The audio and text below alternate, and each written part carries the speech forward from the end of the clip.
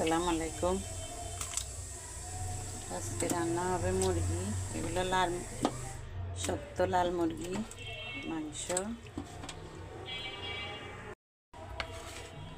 দিয়ে দিচ্ছি রসুন বাটা, আদা বাটা, লবণ, হলুদ গুঁড়ো, তারপর হচ্ছে মরিচ গুঁড়ো, মাংসের মশলা। আর এই মশলাটা আমি হাতে বানাইছি 16 রকমের মশলা দিয়ে। তারপরে দিচ্ছি পেঁয়াজ,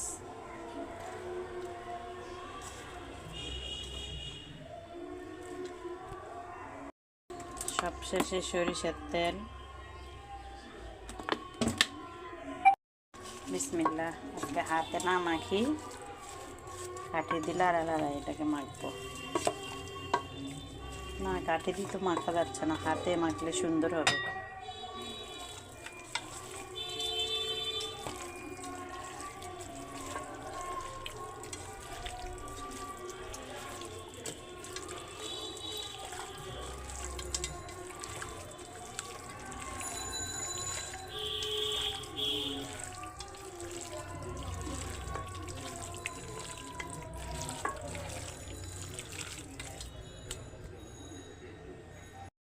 করে চুলাতে দিয়ে দিছি মাংসটা।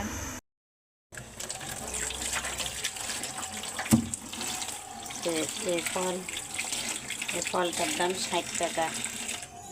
এটা দিয়ে আজকে মুরগির মাংসগুলো রান্না করব। একটা স্মেল আসছে, দেখুন আমার মাংসটা কষা হচ্ছে আস্তে আস্তে। কষা হয়ে গেছে, এখন দিয়ে দিচ্ছি শসা। শসাগুলো দিয়ে দিছি, একটু গরম পানি দিয়ে দিছি, তারপরে মাংসটা হয়ে যাবে। একটু শাক ভাজি করছি বরাতের জন্য, 5 মিশালি শাক সাদের। আর আমার ফাইনালি মুরগি রান্না হয়ে গেছে। দেখুন শেষ, শাক আর মুরগির মাংস আর ডাল আছে।